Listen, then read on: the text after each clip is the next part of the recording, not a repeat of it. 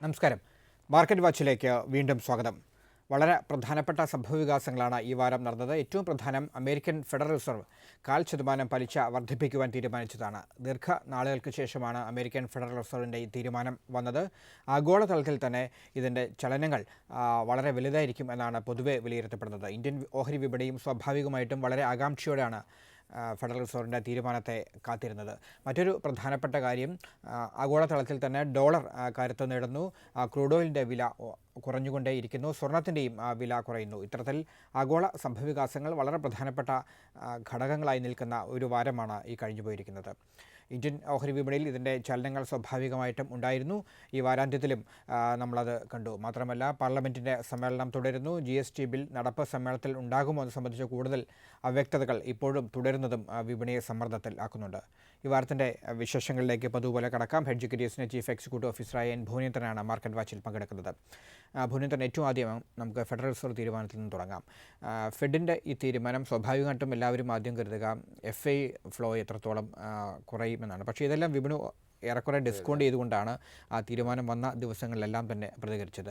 അങ്ങനെ ഒരു വലിയൊരു മാറ്റം FI ഫ്ലോയിൽ കുറവുണ്ടാക്കും എന്ന് ഇപ്പോഴത്തെ സാഹചര്യത്തിൽ നമുക്ക് വിലയിരുത്താൻ കഴിയും. ഇപ്പോൾ ലാസ്റ്റ് 6 months ആയിട്ട് ഇന്ത്യൻ, ഏഷ്യൻ, ഗ്ലോബൽ മാർക്കറ്റിലൊക്കെ തന്നെ ഹോണ്ട് ചെയ്തിരുന്ന ഒരു ഫിയർ തന്നെയായിരുന്നു ഈ ഫെഡിൻ്റെ റേറ്റ് ഹൈക്ക് എന്ന് പറയുന്നത്. അപ്പോൾ ആ ന്യൂസ് ഓൾറെഡി കഴിഞ്ഞു. അതിനുശേഷം അതിനോട് മാർക്കറ്റ് വളരെ പോസിറ്റീവായിട്ടാണ് നെക്സ്റ്റ് റിയാക്ട് ചെയ്തത്. അപ്പോൾ അതിൻ്റെ ഒരു റീസൺ, ഇപ്പം നമ്മളുടെ സെൻസെക്സ് എടുക്കുകയാണെങ്കിൽ 30,000-ൽ നിന്നാണ് വളരെ ഷാർപ്പായിട്ടുള്ള കറക്ഷൻ വന്ന് 24-നടുത്തേക്ക് വന്നു. അതുപോലെ നിഫ്റ്റി 9,120-ൽ നിന്നും 7,500-ലേക്ക് വന്നു.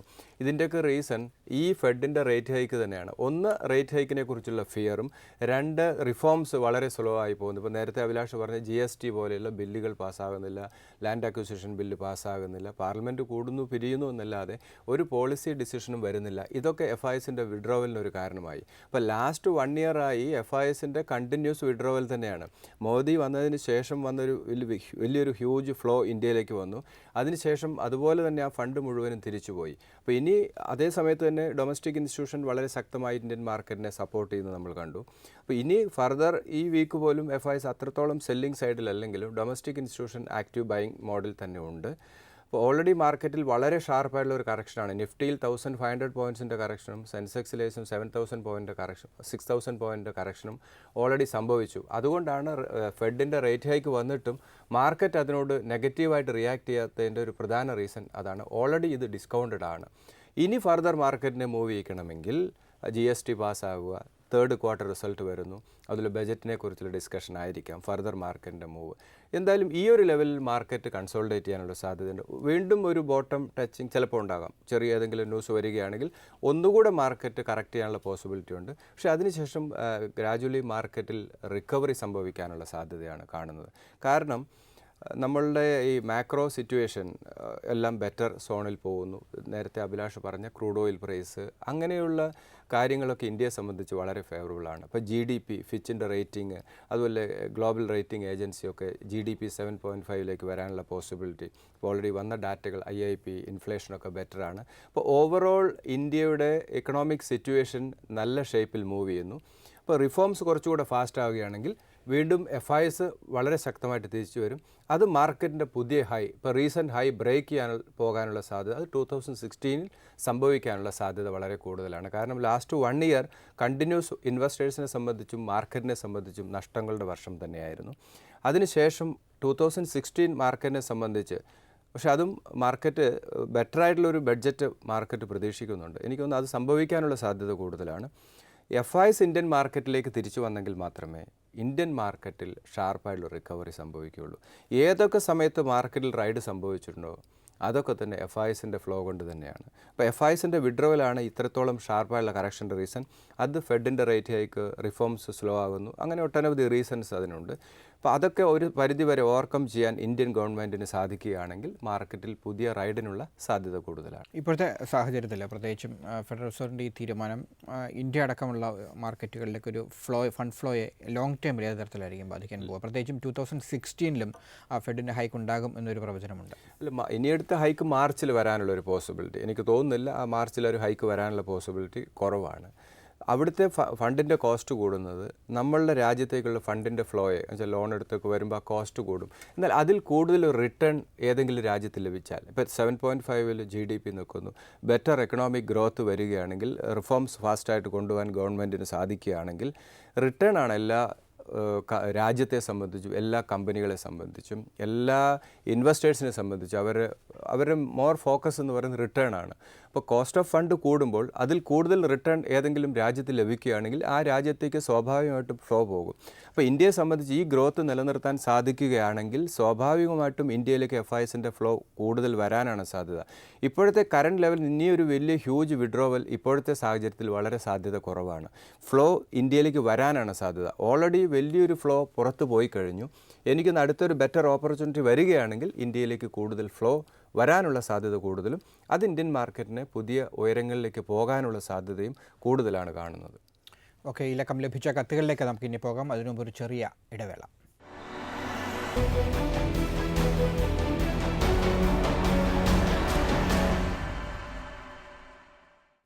മാർക്കറ്റ് വാച്ചിലേക്ക് വീണ്ടും സ്വാഗതം. ഈ ലക്കം ലഭിച്ച ഇമെയിലിലേക്ക് പോകാം. ശ്രീ ചന്ദ്രൻ്റെ മെയിലാണ് ഏറ്റവും ആദ്യം. അദ്ദേഹം 2014 ഇൻവെസ്റ്റ് ചെയ്ത ചില സ്റ്റോക്കുകളാണ്. അദ്ദേഹം ഇപ്പോൾ നഷ്ടത്തിലാണ്. അദ്ദേഹത്തിൻ്റെ കൈവശമുള്ള സ്റ്റോക്കുകൾ JP power, Dena bank, Tata power and state bank of India. Abhilash, last year invest ചെയ്ത എല്ലാവരെയും സംബന്ധിച്ച് നഷ്ടങ്ങൾ തന്നെയാണ്. കുറച്ചുകൂടെ പേഷ്യൻസ് കാണിക്കുക. ഇതിൽ സ്റ്റോക്ക് സെലക്ഷന് കുറച്ച് ഇമ്പോർട്ടൻസ് ഉണ്ട്. JP പവർ ഫണ്ടമെൻ്റലി സൗണ്ട് അല്ല സ്റ്റോക്ക്. പിന്നെ സ്റ്റോക്കിൻ്റെ വാല്യൂഷൻ വളരെ താഴെയാണ്. സ്റ്റോക്ക് ഹോൾഡ് ചെയ്യുക. ഒരു സപ്പോർട്ട് 550. ഈ സ്റ്റോക്കിനൊന്നൊരു അത്ര ടെക്നിക്കൽ സപ്പോർട്ട് പറയുന്നത് അത്ര അഡ്വൈസബിൾ അല്ല എന്നാണ് എനിക്ക് തോന്നുന്നത്. എങ്കിലും ഇപ്പോഴത്തെ വാല്യുവേഷൻ ഫെയർ ആണ്. എല്ലാ നെഗറ്റീവ് ന്യൂസും ഡിസ്കൗണ്ട് ചെയ്തിട്ടാണ് സ്റ്റോക്ക് ബിലോ പാറാണ് മൂവ് ചെയ്യുന്നത്. ആ ഇൻവെസ്റ്റ്മെൻറ്റ് ഡിസിഷൻ അദ്ദേഹം തന്നെ എടുക്കുന്നതായിരിക്കും നല്ലത്. ദെൻ ദേന ബാങ്ക് 38 and 32 രണ്ട് സപ്പോർട്ട് ലെവലാണ്. 55 സ്റ്റോക്കിന് ഇമ്മീഡിയറ്റ് റെസിസ്റ്റൻസ്.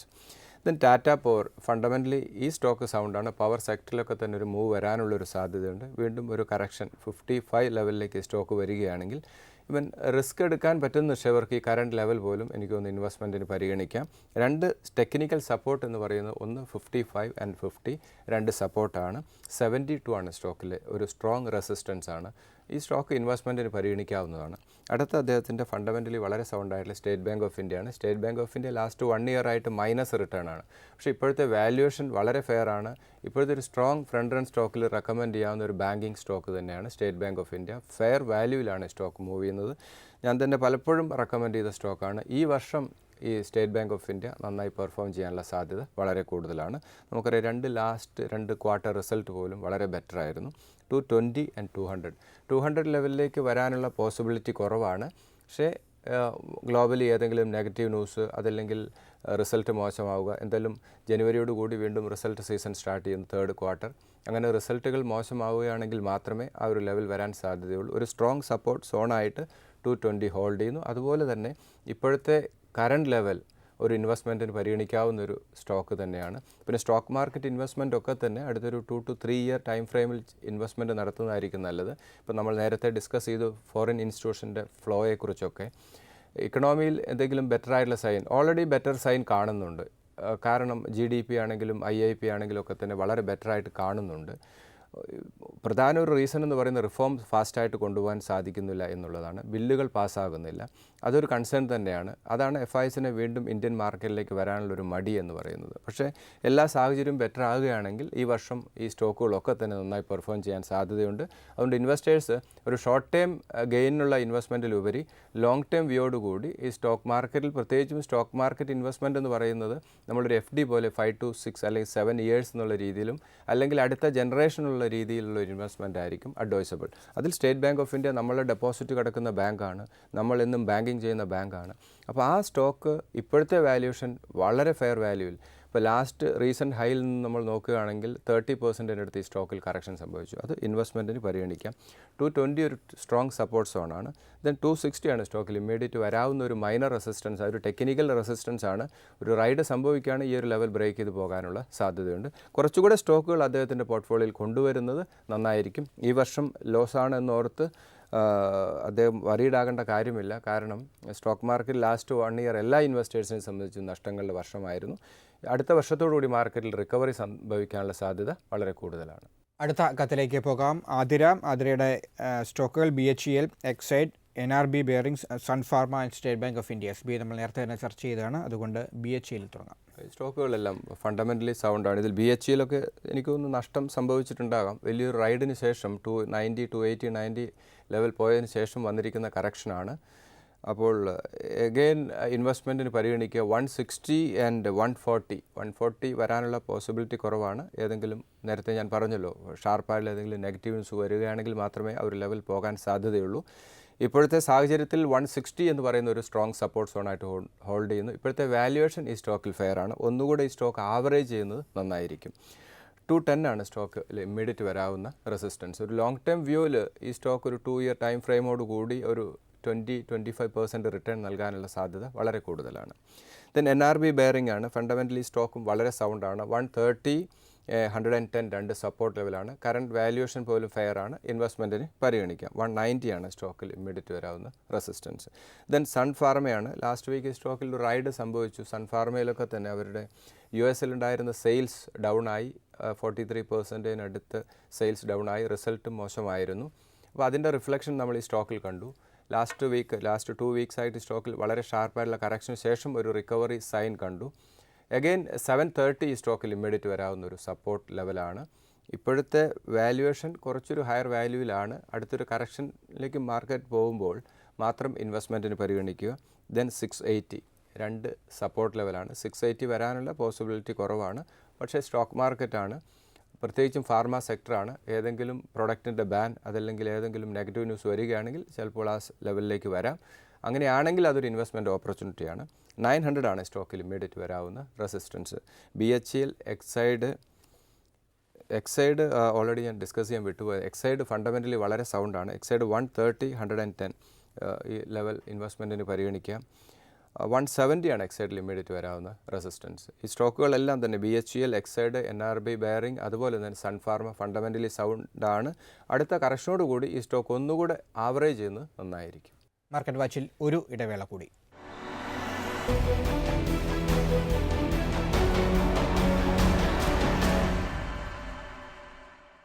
മാർക്കറ്റ് വാച്ചിലേക്ക് വീണ്ടും സ്വാഗതം.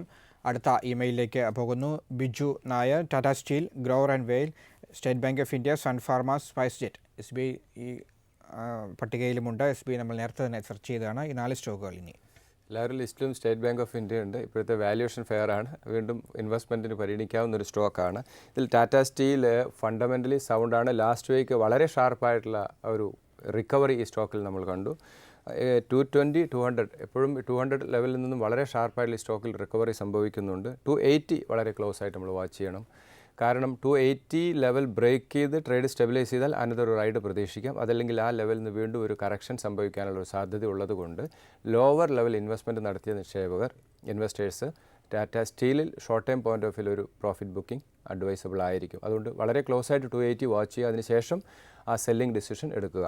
ദെൻ ഗ്രോവർ ആൻഡ് വെയിലാണ് 25-18 ഒരു ആവറേജ് ഫണ്ടമെൻ്റൽ സപ്പോർട്ട് ചെയ്യുന്നു. 25 and 18 രണ്ട് സപ്പോർട്ട് ലെവലാണ്. 45 ആണ് സ്റ്റോക്കിൽ ഇമ്മീഡിയറ്റ് വരാവുന്ന റെസിസ്റ്റൻസ്. ദെൻ സ്പൈസ് ജെറ്റ് ആണ്. ഇപ്പോൾ ലാസ്റ്റ് വീക്കൊക്കെ തന്നെ ഈ സ്റ്റോക്കിൽ ഒരു റിക്കവറി കണ്ടു. അഗൈൻ 50 ലെവൽ വരികയാണെങ്കിൽ മാത്രം കുറച്ച് റിസ്ക് നിലനിൽക്കുന്നു. 50 ലെവൽ വേണമെങ്കിൽ ഒരു ഇൻവെസ്റ്റ്മെൻറ്റിന് പരിഗണിക്കാം. ഈ ക്രൂഡ് പ്രൈസ് ഒക്കെ കുറഞ്ഞത് ഒരുപക്ഷെ ഏവിയേഷൻ സെക്ടറിലൊക്കെ ഒരു നേട്ടം ഉണ്ടായിട്ടുണ്ട്. പക്ഷേ മറ്റു പല ഫാക്ടേഴ്സും അതാണ് ആ ഒരു സെക്ടർ ഹൈലി ഒരു റിസ്ക് നിലനിൽക്കുന്ന സെക്ടറാണ്. അപ്പോൾ അത് ഏവിയേഷൻ ഓയിലിൻ്റെ ഒക്കെ ഇത് കുറഞ്ഞെങ്കിലും അതിലുപരി അതൊന്നുമല്ല ഇവരുടെ ലോസ് എന്ന് പറയുന്നത്. അപ്പോൾ എനിക്ക് തോന്നുന്നു അതുമാത്രമല്ല ഈ സ്റ്റോക്കിൽ കുറേ മാനേജ്മെൻറ്റ് ലെവൽ ചേഞ്ചസ് ഒക്കെ വന്നിട്ടുണ്ട്. പക്ഷേ ഇപ്പോഴത്തെ വാല്യുവേഷൻ ഒരു ഫെയർ വാല്യൂവിലാണ് സ്റ്റോക്ക് മൂവ് ചെയ്യുന്നത്. ഏതെങ്കിലും ഇപ്പോൾ നമ്മൾ ഈ ഫോറിൻ ഇൻവെസ്റ്റ്മെൻ്റ് ഒക്കെ ഇതിലേക്ക് വരികയാണെങ്കിൽ വീണ്ടും ഫർദർ വരികയാണെങ്കിൽ വലിയൊരു സംഭവിക്കും. പക്ഷേ അതുകൊണ്ട് ഈ സ്റ്റോക്കിൽ റിസ്ക് ഉണ്ട് നിലനിൽക്കുന്നു. പക്ഷേ എത്രയോ ഫണ്ടമെൻ്റലി വളരെ സൗണ്ടായിട്ടുള്ള ഫ്രണ്ട് റൺ സ്റ്റോക്ക് തന്നെ ഇപ്പോൾ അവൈലബിൾ ആണ്. അപ്പോൾ അതിലേക്ക് കുറച്ചുകൂടെ ഫോക്കസ് പോകുന്നതായിരിക്കും. സാധാരണ നിക്ഷേപരെ സംബന്ധിച്ച് അത്രത്തോളം റിസ്ക് എടുത്തൊരു നിക്ഷേപത്തിൻ്റെ ആവശ്യമില്ലല്ലോ. അതുകൊണ്ട് ഞാൻ പറഞ്ഞതാണ്.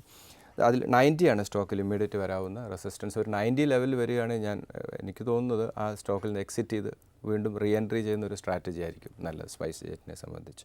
2015 പൊതുവെ നഷ്ടത്തിൻ്റെ ഒരു വർഷം കൂടിയായിരുന്നു താങ്കൾ തന്നെ ഈ എപ്പിസോഡിൽ സൂചിപ്പിക്കുകയുണ്ടായി. പൊതുവെ ഇപ്പം നമ്മൾ ഈ ഇന്ന് ചർച്ച ചെയ്ത സ്റ്റോക്കുകളിൽ തന്നെ എസ് ബി ഐയുടെ സാന്നിധ്യമുണ്ട്.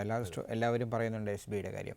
ഈ സമയത്ത് ഇൻവെസ്റ്റ് ചെയ്യാവുന്ന നമ്മൾ പലവട്ടം പല സജഷൻസ് പല എപ്പിസോഡുകളായി നൽകിയിട്ടുണ്ട്. ഈ പർട്ടിക്കുലർ ഈ പീരീഡിൽ ഇൻവെസ്റ്റ് ചെയ്യാവുന്ന ഒരു ലോങ് ടൈം സാധ്യതയുള്ള നല്ല സ്റ്റോക്കുകൾ ഏതൊക്കെയായിരിക്കും? അതിൽ ഫസ്റ്റ് ഞാൻ പ്രിഫർ ചെയ്യുന്നത് സ്റ്റേറ്റ് ബാങ്ക് ഓഫ് ഇന്ത്യയാണ്. സ്റ്റേറ്റ് ബാങ്ക് ഓഫ് ഇന്ത്യ ഇൻവെസ്റ്റ്മെൻറ്റിന് പരിഗണിക്കാം. ആക്സിസ് ബാങ്ക് വളരെ ഷാർപ്പായുള്ള കറക്ഷൻ സംഭവിച്ചാണ്. അതുപോലെ തന്നെ L&T ഇതൊക്കെ വളരെ ഫെമിലിയർ ആയിട്ടുള്ള നമ്മുടെ മുന്നിൽ കാണുന്ന സ്റ്റോറി തന്നെയാണ്. അതുപോലെ ഇമാമി ഇപ്പോഴത്തെ വാല്യുവേഷൻ വളരെ ഫെയർ ആണ്. അതുപോലെ ടോറൻറ്റ് പവർ സെക്ടർ കുറച്ചുകൂടെ പോസിറ്റീവാണ്. ടോറൻറ്റ് പവർ ഫണ്ടമെൻ്റലി വളരെ സൗണ്ടാണ്. അതുപോലെ HDFC ബാങ്ക്, ഈ സ്റ്റോക്കൊക്കെ വളരെ ഫെമിലിയർ ആണ്. State bank of India, axis bank, torrent power, Emami, അതുപോലെ HDFC. കുറച്ചുകൂടെ ലോവർ കാറ്റഗറി സ്റ്റോക്കാണെങ്കിൽ നമുക്ക് GIPCL, നമുക്ക് JSW എനർജി ഇൻവെസ്റ്റ്മെൻറ്റിന് പരിഗണിക്കാം. ദെൻ ബോർഡൽ കെമിക്കൽ, പഴയ JP ഫാർമ, അത് ഇൻവെസ്റ്റ്മെൻറ്റിന്, JK ഫാർമ ഇൻവെസ്റ്റ്മെൻറ്റിന് പരിഗണിക്കാം. ദെൻ സ്നോമാൻ പലപ്പോഴും നമ്മൾ റെക്കമെൻഡ് ചെയ്തതാണ്. സ്നോമാനൊക്കെ തന്നെ ഫണ്ടമെൻ്റലി വളരെ സൗണ്ടാണ്. ഇപ്പോഴത്തെ വാല്യുവേഷൻ പോലും ഫെയർ ആണ്. അപ്പോൾ ഈ സ്റ്റോക്കൊക്കെ GIPCL, JSW energy, Bodal chemical, Snowman പോലെയുള്ള സ്റ്റോക്കുകൾ ഇൻവെസ്റ്റ്മെൻറ്റിന് പരിഗണിക്കാം. കാരണം എപ്പോഴും നമുക്ക് കുറച്ചുകൂടെ ഫണ്ടമെൻ്റലി വളരെ സൗണ്ടായിട്ടുള്ള സ്റ്റോക്കും വളരെ ക്ലാരിറ്റിയുള്ള മാനേജ്മെൻറ്റുള്ള സ്റ്റോക്കിലേക്ക് പോകുന്നതായിരിക്കും നല്ലത്. അപ്പോൾ ലാസ്റ്റ് 1 ഇയർ റിട്ടേൺ ലഭിച്ചില്ല എന്നോർത്ത് നമുക്കതിനകത്ത് വറീഡാവേണ്ട കാര്യമില്ല. കാരണം കമ്മിങ് 1 ഇയർ എന്ന് പറയുന്നത് എനിക്ക് കുറച്ചുകൂടെ ബെറ്റർ സ്റ്റോക്ക് മാർക്കറ്റിൻ്റെ റിട്ടേൺ കൂടുതൽ നൽകാനുള്ള സാധ്യത കൂടുതലാണ്. കാരണം FISൻ്റെ വലിയ വിഡ്രോവൽ തന്നെയാണ് ഈ മാർക്കറ്റിൻ്റെ ഒരു ഫോളിൻ്റെ ഒരു പ്രധാന റീസൺ എന്ന് പറയുന്നത്. നെക്സ്റ്റ് ഇയറോടുകൂടി FIS തിരിച്ചു വരികയാണെങ്കിൽ ഇന്ത്യൻ സ്റ്റോക്ക് മാർക്കറ്റ് പുതിയ ഹൈ ബ്രേക്ക് ചെയ്യാനുള്ള സാധ്യത വളരെ കൂടുതലാണ്. മാർക്കറ്റ് വാച്ചിൻ്റെ ഇലക്കം അവസാനിക്കുന്നു. വിപണിയെ സംബന്ധിച്ച നിങ്ങളുടെ സംശയങ്ങൾ തുടർന്നും എഴുതി അറിയിക്കുക. investment@asiannews.in എന്ന ഇമെയിൽ വിലാസത്തിലാണ് അയക്കേണ്ടത്. അതുപോലെ ഹെഡ്ജ് ക്യൂരിയസിൻ്റെ ചീഫ് എക്സിക്യൂട്ടീവ് ഓഫീസർ N ഭുവനേന്ദ്രനാണ് മാർക്കറ്റ് വാച്ചിലൂടെ നിങ്ങളുടെ സംശയങ്ങൾക്ക് മറുപടി നൽകുന്നത്. മാർക്കറ്റ് വാച്ചിനെ അടുത്തയാഴ്ച ഇതേ ദിവസം ഇതേ സമയം. നമസ്കാരം.